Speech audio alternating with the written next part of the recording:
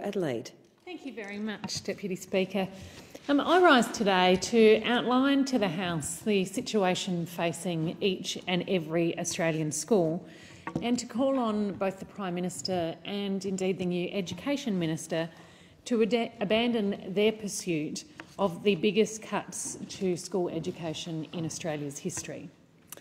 Now, both the Prime Minister and the Education Minister have a clear choice. They can listen to the experts and the community and scrap these cuts, or they can continue with the Liberals' broken promise and cement the damage that they are doing to our schools. Of course, we've seen over the last 2 years that the Liberal government did not only walk away from years 5 and 6 of the Gonski reforms, but they've actually gone further in the budget by linking school funding indexation to the Consumer Price Index from 2018, a move that will result in the biggest cut to school funding that this country has ever seen. Now, we saw again in question time today, and we continue to see members of the government try and tell the community that black is white, try and stand up and say all this talk of cuts is nonsense, school funding is going up each and every year. Of course school funding is going up, of course it is, but what we do know is that it is going up. If it goes up by indexation at just CPI, it is so low that it will severely impact the capacity of our schools, that increase in indexation will not even keep up with the increase in school costs. So money might increase in dollar terms, but it won't be enough to close the equality gap, which we know faces Australian schools. It won't be enough to ensure that our schools have the resources that they need. It won't be enough to even let them keep up with running costs. It will see schools go backwards, and in real terms, the $30 billion in cuts will mean an average cut of $3.2 million per school, $3.2 million for each and every school, the same as sacking 1 in 7 teachers. It will mean less individual subjects, less individual support, less support for students with disability, literacy and numeracy programs to be cut. It will mean that music and sport programs will be cut. It will mean that learning supports will be cut. It will mean less training, less support and professional development for teachers. And it will mean that principals are unable to plan and invest because of the uncertainty in their school budget. This is what this government's actions, included in their budget and recommitted to today by their Prime Minister, will mean on each and every school across Australia. Now, both the government and the non-government school sectors have issued serious warnings about the impact of these savage cuts. The National Catholic Education Commission, in their pre-budget submission earlier this year, said as a result of this move, fees will increase, schools could close, and the quality of education will be compromised. We know that the Education Council briefing in May this year said the impact for these cuts will be to compromise states and territories' ability to provide high-quality education to all students, regardless of their location or economic background. And the states have also made it clear that the impact of these cuts would be severe. As South Australian Minister Susan Close has said, it means we won't be able to run the programs we want to run for literacy and numeracy in the low socio-economic schools. Or James Merlino, the Victorian Minister, covering 2 of the Victorian members I have here, has said, we will see schools across the country, government and non-government, just go backwards. But probably the most telling endorsement is that from the government's own Liberal national colleagues in New South Wales, with the New South Wales Education Minister, Adrian Piccoli, saying, "Why was I the strongest advocate across all education ministers? I think it's because I'm the only National Party minister. Our electorates benefit the most." Despite the warnings, despite the evidence, the government continues to pursue these cuts, and only today, in question time, the Prime Minister had a clear opportunity to demonstrate that something had changed. But of course, all he said was, and I quote, "The government's policies haven't changed."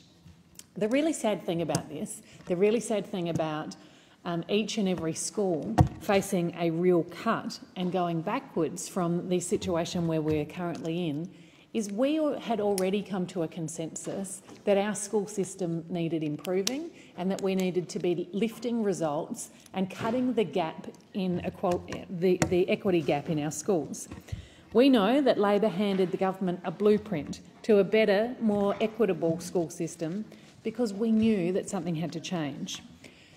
When we all received the Gonski report, we found that schools and students most in need of resources were missing out, that Australia's educational achievement and our national skills base was being compromised as a result. We found, and it was unquestionable, that the gap between well-off and disadvantaged students is wider than the OECD average in Australia, and it is growing. It continues to grow. We as a parliament decide whether we choose to do something about that, or we as a parliament decide whether we put it in the too hard basket, simply turn our backs and indeed make the situation even worse. The 2012 Program for International School Assessment results show that overall our results are declining, while relatively other nations in our region have improved. And we know that the past decade has seen a 5% increase in poor performing students and a corresponding decrease in high performers. We know that the gap between students in the most socioeconomically disadvantaged quartile and in the most advantaged group is equal to 2.5 years of school in some areas. This gap is as wide as 3 years.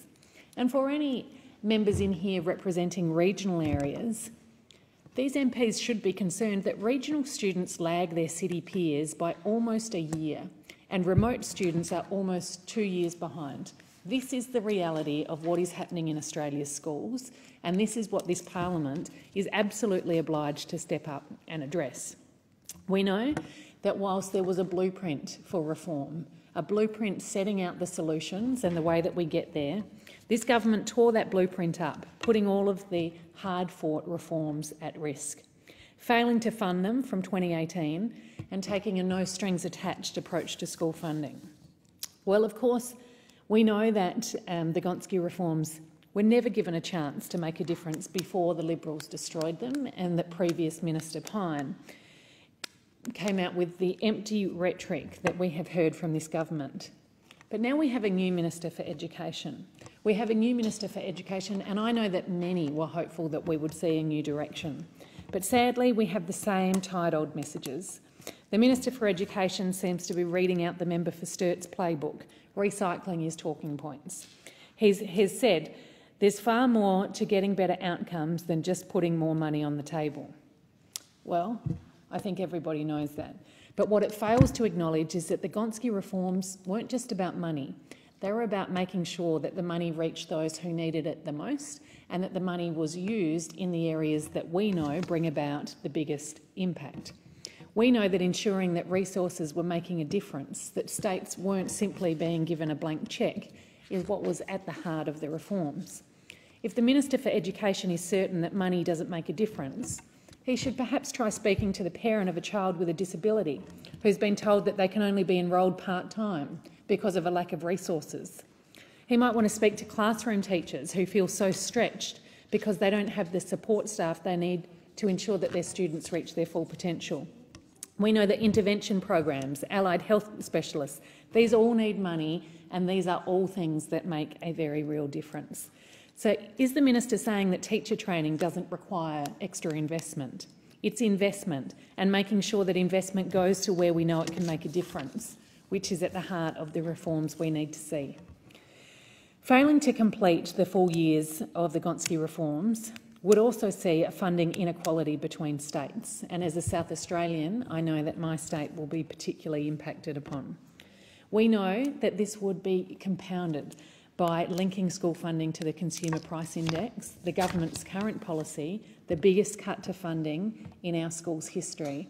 And I will continue to call on the new Minister for Education, on the new Prime Minister, who seems to be adopting the exact same approach as his predecessor, to say that it does not make sense in anybody's playbook to discard our school reforms and to say that we are not investing in schools because we think that that is what is smart for this nation's economy is the most short-sighted thing that anyone can say before this parliament. We need this school reform.